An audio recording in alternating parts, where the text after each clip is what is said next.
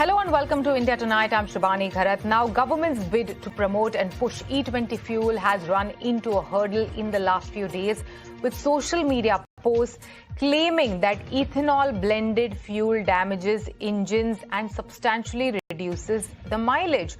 Now, government has attempted to quell the fear-mongering with support from the auto industry.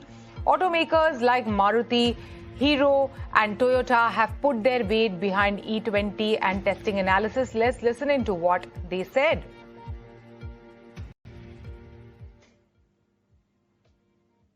Standard fuel that will be available, and it is compatible with old vehicles and new vehicles. All vehicles sold after 1st of April 2023 are fully materially compliant with E20. And people need to be reassured that in 2021, before we went into E20, there was a very detailed scientific study done by the most leading automobile testing agency in the country, which is ARAI.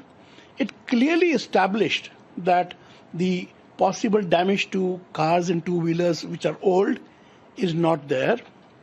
It's very insignificant. 23 manufactured and sold before 2023, which was primarily designed for E10, what if E20 fuel is used on them? That's probably the central question which needs to be addressed. As Mr. Gulati said, the industry is very robust in design, testing, validation, certification, and even post-certification, checking conformity of production through the life of the model. And in that design methodology, let me mention to you that we have sufficient factors of safety that take care that there is no problem in terms of wear and tear, corrosion, or damage to the life of the car or the parts that come in contact with the E20 fuel if E20 is used on cars that were produced and sold in India before 2023. As a manufacturer, we have tested E10 cars which were prevalent before 2023 on E20 fuel for all parameters. The government is pushing E20. Auto manufacturers are backing it. West Asia war had brought, the world to its knees when it came to energy crisis. But there are many advocates on social media who have concerns raised about, the drop in the mileage, of course, the impact on the engine efficiency, and such questions are being raised. The question of purity is also being raised. To discuss this, we are now joined in by C.K. Jain. He is the president of GEMA, Grain Ethanol Manufacturers Association. Along with that, we have B. Ashok. He's the former chairman of Indian Oil Corporation. Thank you so much, gentlemen, for joining us today on ET Now. Representing GEMA, Mr. Jain, help us understand, the concerns raised by some of these social media influencers and those speaking against the government push towards ethanol, and what is the kind of impact that it will have, if mandated, on Aam Janta in terms of fuel efficiency, in terms of impact on, their savings, in terms of the overall, ecosystem. Thank you for calling me here. You see, I will start with this. Negative narrative speed is like electricity, and truth operates like turtle speed. I want to know the people who was giving the influencers or anybody what is harm in E20 petrol. You see, E20 petrol is responsible from tank to engine.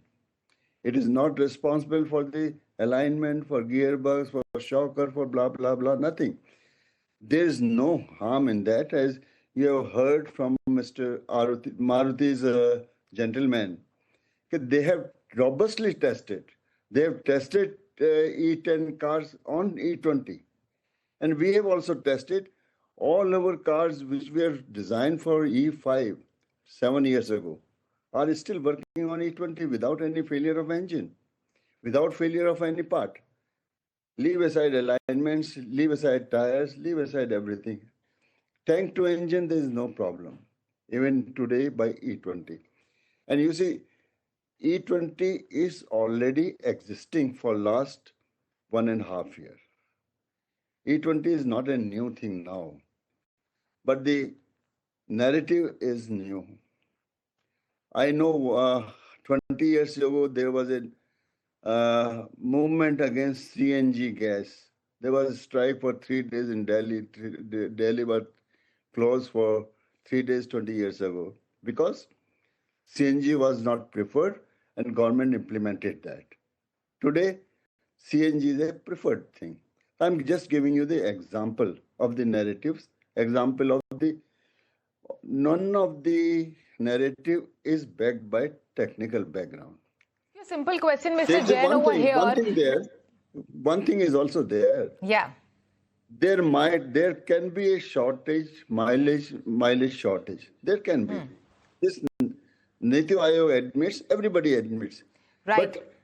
But ethanol is not the only dependent, is not only the responsible for mileage shortage. Mr. Jain, one simple question I want to ask you is, why has the rollout of flex fuel vehicles lagged behind the blending mandates?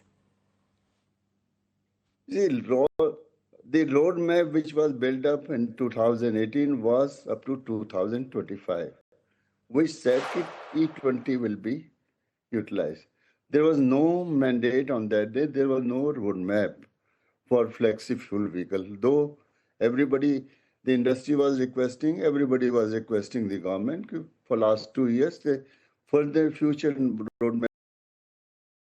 Now, flexi fuel vehicle has come. It has come late, no doubt, but it has now come.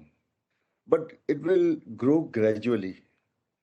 You see, it needs separate petrol pump, separate nozzle in a petrol pump. We have got 4 lakh petrol pumps, I think, within a country.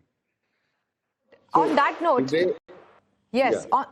On that note, I would like Mr. Ashok to step in and help us understand what is the total infrastructure cost involved over here to probably retrofit, some of these existing petrol pumps with E20. Good evening, and thank you for inviting me. First of all, let me say that as far as E20 is concerned, all the petrol pumps in the country are already tuned for handling E20, and we have over 1 lakh petrol pumps in the country, and all of them are only supplying E20 fuels at the moment. Though there can be other brands of fuels which are, even more higher octane, etc., for specialized vehicles.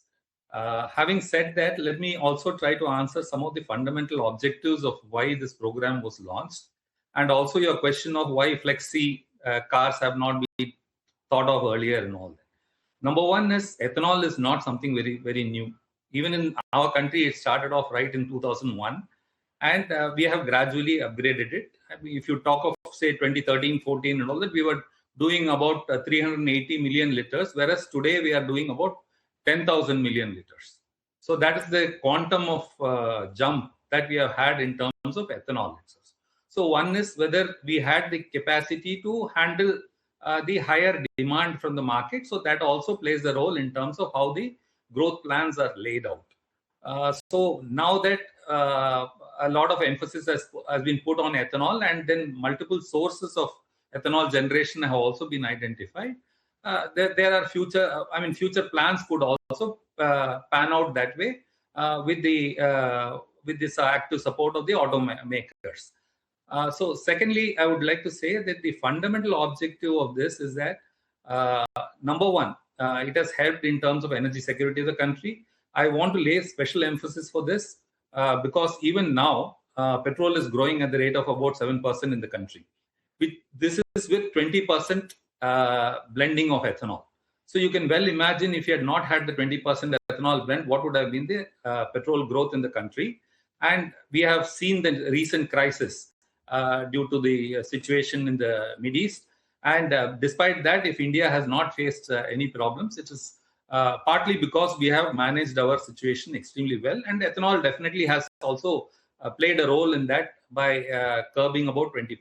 See, we have saved Let's quickly almost also 1 lakh. address some of the concerns over here, which we were playing on the screen just now. Some of the concerns raised on social media, of course, the concern of the mileage, whether it will give us adequate amount of mileage, and so on and so forth. So, is it fear mongering, or these are valid, legit concerns? And if we were willing to compromise on the mileage by using an E20 fuel, then are there going to be any stops, or are there going to be incentives to promote the usage of E20 fuel?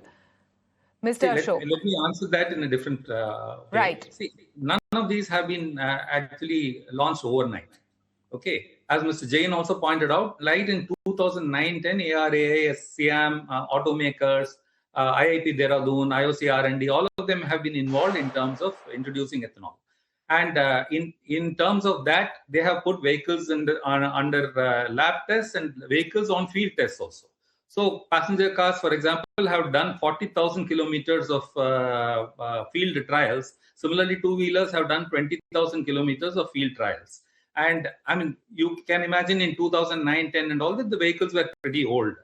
The same type of testing was also done again in 2014, 2014-15, and with E20. And after that, the earlier trial was done with E10, and then in 2014-15 it was done with E20. And after that, an interministerial committee in 2019 had sat together and then laid a roadmap for this thing. In the field trials, none of, there have been no reports of any substantial changes in terms. In fact, the performance can be better because, see, ethanol has got a 108 octane number, whereas petrol is in the mid-80s. So, in fact, ethanol can be quite an advantage in certain areas. And secondly, ethanol is also a better combusting fuel. That means it burns fully. So there is a major gain in terms of environmental pollution reduction, and that is one of the benefits. India has saved almost 1 million tons of carbon emissions because of introduction of ethanol. Right. So you're saying it's actually beneficial. So where did this debate come from, and why there are these fuel mongers? Let's go over to Mr. Jain, because many are also claiming that, the E20 fuel is not suitable for Indian roads. Mr. Jain? Yeah, I told you before also, it's a all total negative narrative is without any technical background. So we have no answer to it. We can only say what is the positive things about the ethanol usage. So the only problem with them is they don't have any study, they don't have any experience. I ask all anchor by themselves to close your ears. Tell you, just share your experience. Have you experienced any breakdown in engine for last 5-7 years due to petrol or due to blended ethanol? But nobody has said, yes, I got it. So what do I know? I ask you also. You share your experience. Close your ears and share your experience. How much Mr. Jain, there is also one big question that many are asking, is the food versus fuel debate, and they're saying, and help us give like a scientific understanding for this, that they're saying that the prices of corn and sugarcane, which will be used in ethanol blending, is going to go up. So help us understand what is happening over there, and whether it's a valid debate or not. It's a very interesting subject. As far as our country is concerned, food has no challenge from the fuel. In all circumstances, food is first. Now you come to the farmer. What do you want from the farmer? Do you want from the farmer that he only produce the food and he limit his income to the food? Or you want farmer to grow food plus feedstock for industry? So as far as ethanol is concerned, It is using the surplus feedstock, surplus grain, surplus sugar cane. Food is first priority. No challenge. Nobody can challenge that. But what to do with the surplus? Dump in sea or send free of cost to the weak nations like African countries, or you convert into the fuel. You have to organize a very better income, better life for our intelligent farmers. Farmers are most deprived person in our country, and their population is 60 to 65%. We need more to done, and farmer can do only better when he make a commodity for food first and surplus for industry. And ethanol is doing that work. Ethanol has come and using all surplus grain or surplus sugarcane, converting into fuel. So there's no debate about food versus fuel. It is surplus and food is first. Mr. B. Ashok, final word from you. Help us understand, how could have we done it better? How could have this E20 rollout been better? Is it, the clear communication was necessary, before mandating it? What are the lessons that we have from other countries like the United States, like the countries in the Western world who have implemented it? Yeah. First of all, let me put a number to what Mr. Jain has said. See, the farmers have earned an additional income of 1,60,000 crores because of ethanol. Okay, this is in addition to what they gain. I mean, they don't produce crops for the sake of ethanol. They produce crops for food security, and they produce crops because it is an assured, procurement from the government for them at a specific price. So it is only over and above that is going for ethanol production, which would have otherwise gone for waste. So that is number one. The second thing is, even in the social media, there are lots of very positive messages, including from people like mechanics and all that, who have been handling vehicles, with their own, as you say, their own hands. And there are reports from them saying that there is absolutely no issue in terms of ethanol E20 usage in vehicles and so on. But unfortunately, such messages don't seem to, go on or spread as fast as the negative messages. So I would only say that probably social media has played a role in terms of creating this, but it is absolutely exaggerated claims that are being made in the social media, especially on the negative aspects of ethanol, because as far as I can see, for the whole country, it has been an absolutely positive thing. And you also need to treat this fuel as a separate fuel, like we treat diesel or petrol or natural gas, as they say. There are different fuels which can be used in vehicles. So ethanol blended petrol is also a fuel which has to be used, and it has got its merits in terms of usage. So taking one particular characteristic of a specification and trying to debate that and downplaying the efficacy of the whole program is absolutely not right. So I think it is important that channels and media also takes this instead of playing up the negative stories. Right. I would say. Right. Thank you so much, Mr. B. Ashok and Mr. Jain, for joining us today on ET Now and sharing your inputs into the whole E20 debate. Thank you. Well, it is time for us to slip into a very short break. You don't go anywhere. We'll be right back on India Tonight.